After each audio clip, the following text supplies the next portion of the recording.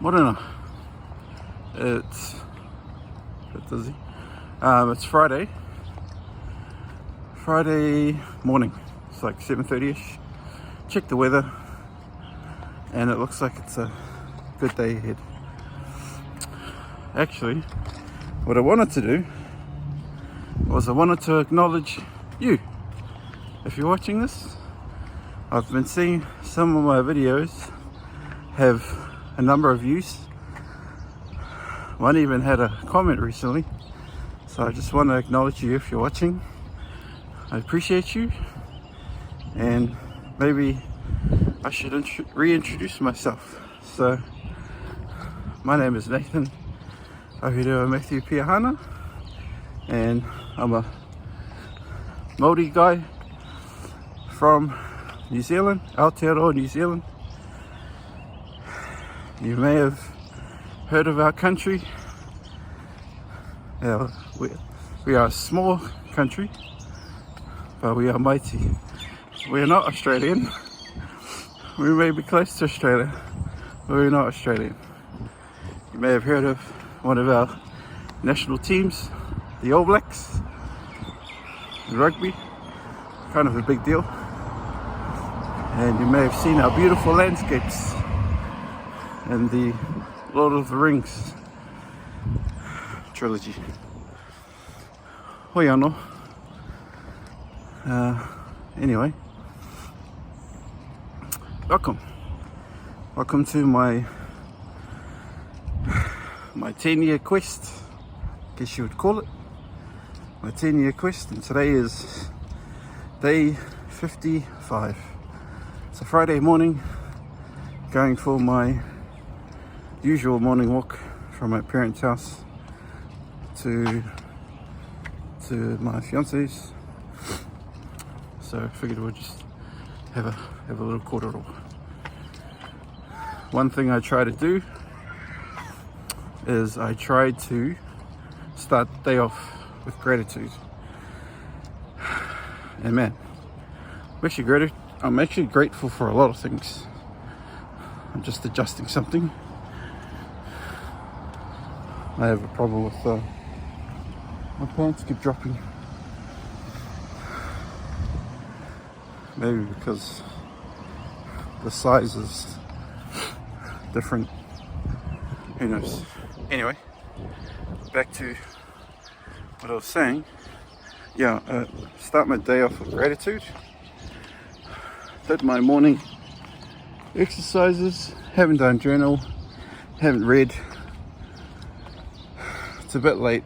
It's kind of been a bit of a morning. I actually woke up at like 2 o'clock, which was weird, and kind of struggled to go back to sleep, and then ended up talking to ChatGPT for some reason. And then I started spiraling about the whole rental situation, and then I wrote a post with ChatGPT's help, put it on LinkedIn, scheduled it to post at 6:30, and then I woke up thinking, crap, I should probably talk to my fiance first before I put that out there. And had a look at the post. There's only like one reaction, and I don't know, 35 impressions. I think that's what it's called. I think that's like views on devices. So I deleted it, and I copied the text into a Notion, so after I talk to her, double check she's all good with what I'm saying, then I'll do it again. But yeah, that was one of the things that I was worrying about, was the whole rental situation. So if you're just joining, you probably not aware of the situation, but basically, well, here I go, I'm going to disclose things.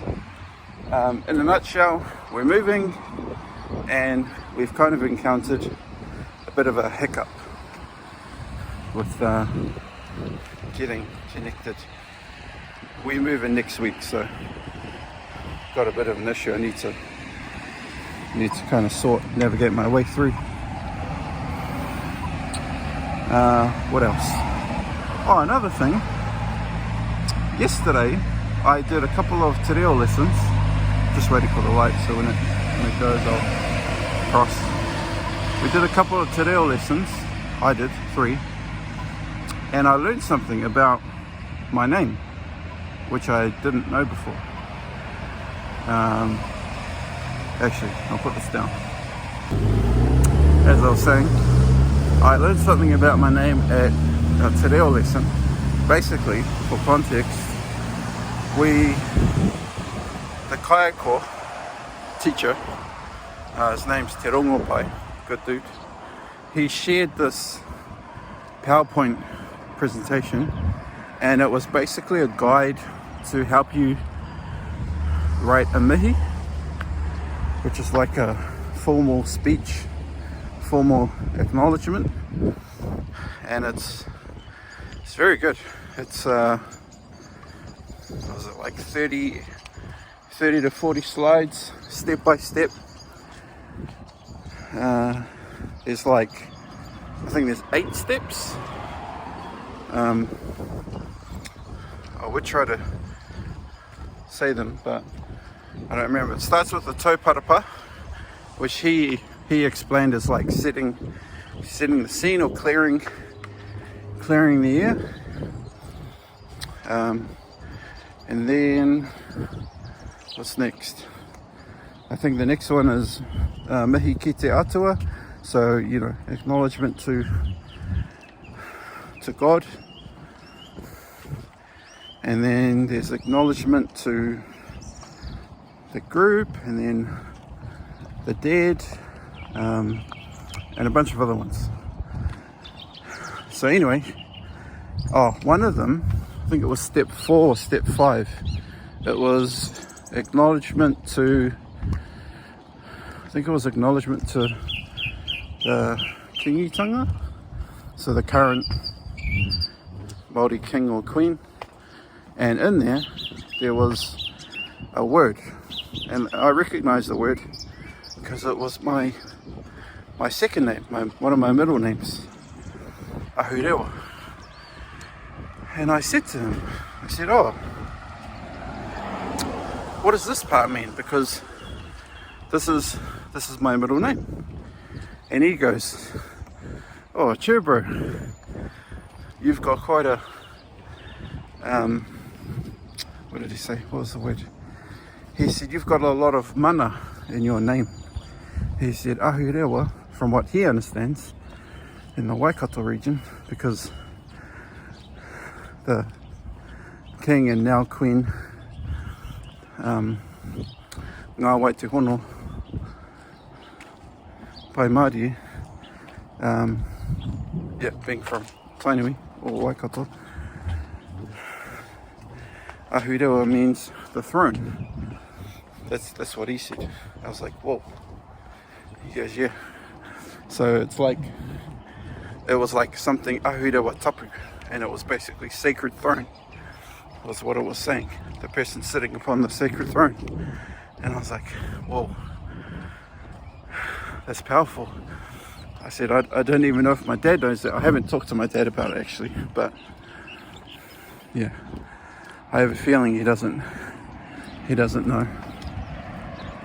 Anyway, I put the phone down for a sec. As I was saying, there's people walking past. I don't think my dad knows. I haven't spoken about it. He might know. So his first name is actually Ahurewa, and then his second name, the second name is like an English name which he uses as his first name. So yeah, it's kind of crazy.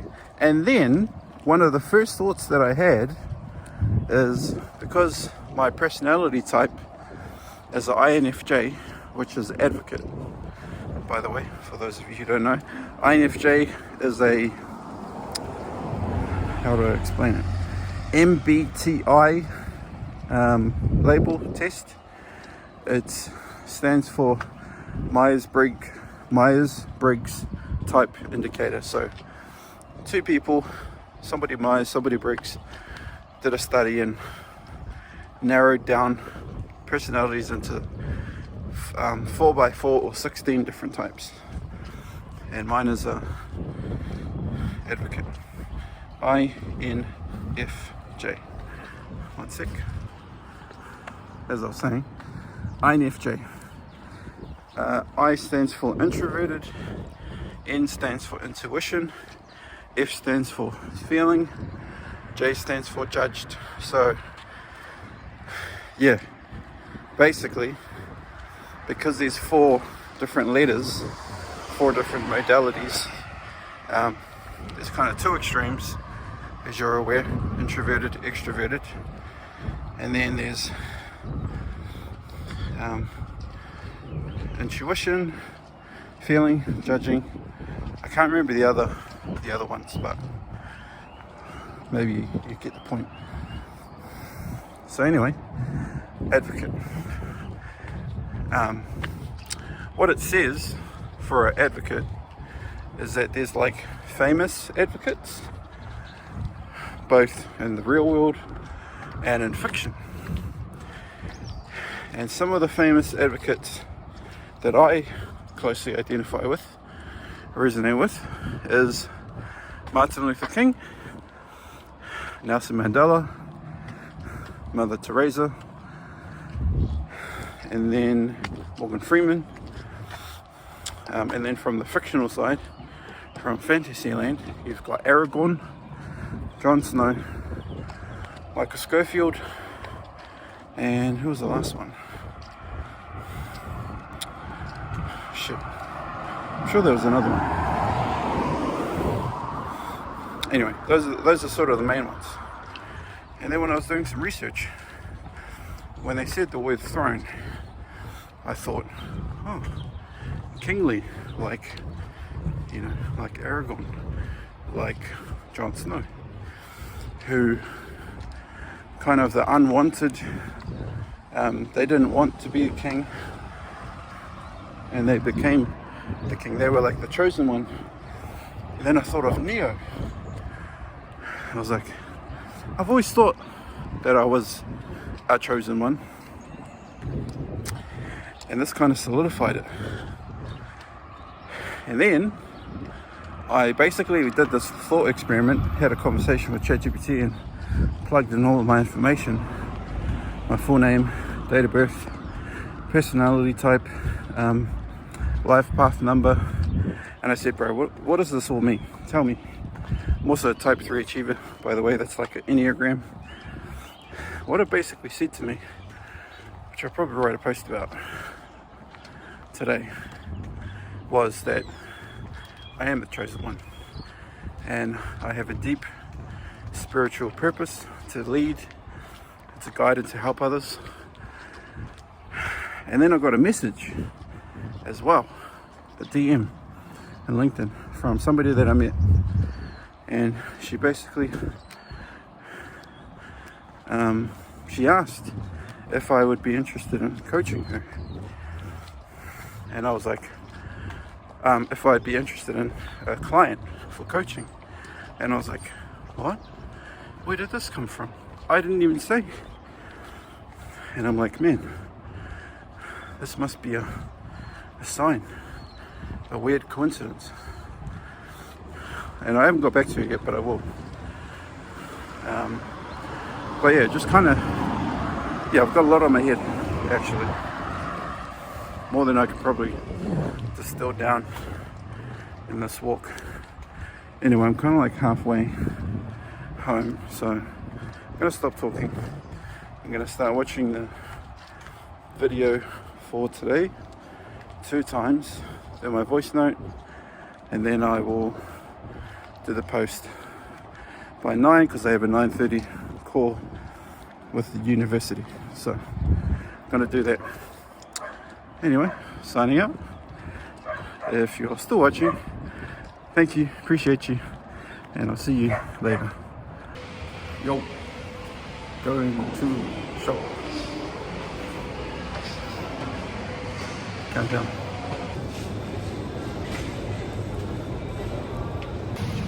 very nuts.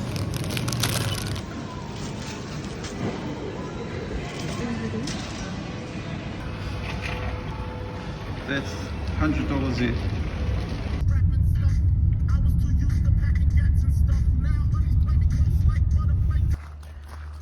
This is the water level. This is a lot higher. Yo. Can't even remember the last time I was here. Probably many months ago. Should be interesting. I don't know what time it is, but it's like 4, just after 4. Sunset's at 5:15, so by the time we get up, the little time to be coming down. It's quite wet. You would have seen lots of raining, flooding in the area.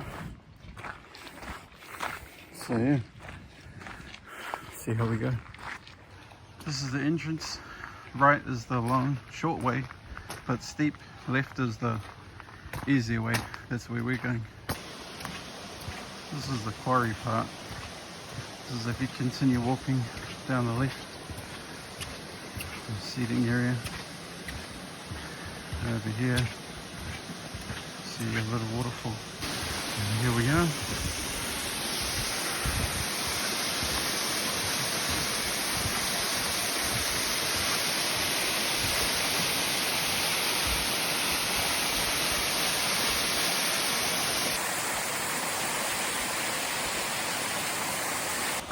So I'm walking back now. I'm just going to explain how this next section works. So basically it's in 3 stages. Now the thing about this side is that it doesn't have numbers. The other side has the green stickers which tells you 100, 200, 300 all the way to the top. This one doesn't have any stickers, so I basically just count to 100 and then that's the first mile marker or milestone. And then I think the total count is like 800 and something, so we'll see what the numbers are. But each time I get to 100, I'll show you where I am. Sweet. So this is the view walking back from the quarry. On the right here is the short, well, longer version, and that way is the other version, and then over there is the bridge. So we're going this way. See, I'll just show you. This is the exit, and that's the bridge over there. Just waiting for the missus. It's taking a while. It's 4:15, so sunset's at 5:15. So we've got an hour before sunset. So we'll probably get up 40-50 minutes, but you'll see how we go. Here's the first step, official step 1. This is the first bit after 40 steps. Whew, first 100 down, 101 technically. More to go. 200, 201. This is the top of the first bit. It's gonna rest. This is the nice bit about this side. It's like lots of flat areas for you to catch your breath before the next set of stairs, whereas the other one is just straight upstairs the whole time. So this is like a beginner way. Yo, I might count 276. I'll show you the next part. So I think in between there, those two things, that's 300. Yeah, I'm at 300. So that's the next few. This is a unique milestone. I'm at 342. So that's about 350 where that green bit is. 400 is up there. I'm at 388 so far. Just resting. It's been about half an hour. I'm at 401. So got a bit more to go. I'd say we're close to halfway on the side. This is a major milestone. We're at 464. This is like 472. Got this big dip, and then we're into the last section at 500. Just having a rest. It's the next bit. So we're at 500. And this goes up for about 100 plus. 606. This is the final bit. We're at 653. I can tell. That's the last checkpoint. I'll show you why. So this is what I call a slide. There used to be a tarmac, kind of like a slide down here. This tree is the last milestone. 100 steps left. 700. Pretty sure it's around here.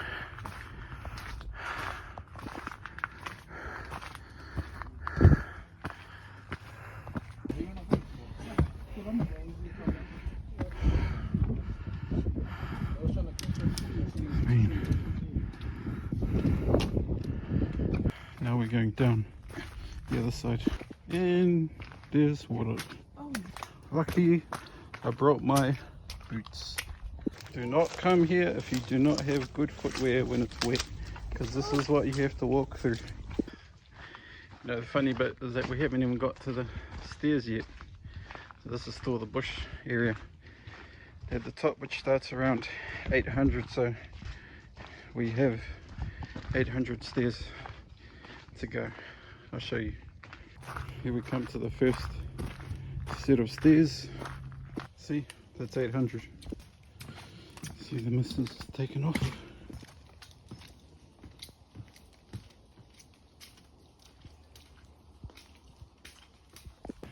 More stairs. Killer on the knees. After all of that, still at 700. Ooh wee.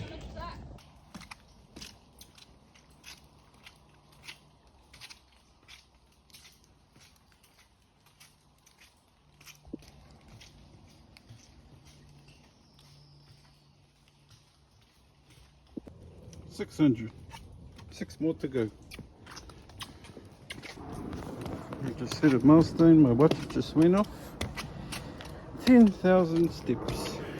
Look, happiness. Only 300 left. This is the last bit. That's the 200 stairs. That's the last 200. So this is 100 down, and it's very slippery, so I'm not going to record. There's 100 there, almost at the bottom.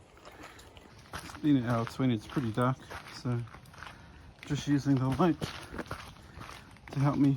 This is basically the final bit, the final few steps until the exit. That's the entrance there from the very beginning. And here we are. Finish. Naked, sweaty, wet, and stuck. About an hour 20, hour 30. Look at the thing, so much water. It's never this high. It doesn't even go that far over there. It's all the rain over there. There's our car. Yo. Holy shit, my t-shirt is soaked. Sweet. Hour 30. Let's see what the results is. So that was 92 minutes, 36 minute fat burn, 56 cardio, 1500 calories, oosh, 5,500 steps, 229 meters. Done. 10,000 steps, 7.5 kilometers, 4,500 calories burned, so I can have pizza. Yeah. Yo, it's 7:37 p.m. and I'm just about to drive home to my parents. and have dinner potentially. I had BK. Actually, I'll just finish this. I had Burger King for dinner. Just had a shower. Just lying down for a little bit. And yeah, pretty tired. I think I might just go home. Might spend a little bit of time up. Watch some TV. Maybe watch some Squid Game. Maybe talk to my brother. And I need to, I need to edit today's video, because I think I counted there was like 75 clips, because I did so many clips at Clevedon. So I don't know how that's gonna look or work, or even how long the video is, but hopefully it's not too long. And yeah, what's happened today?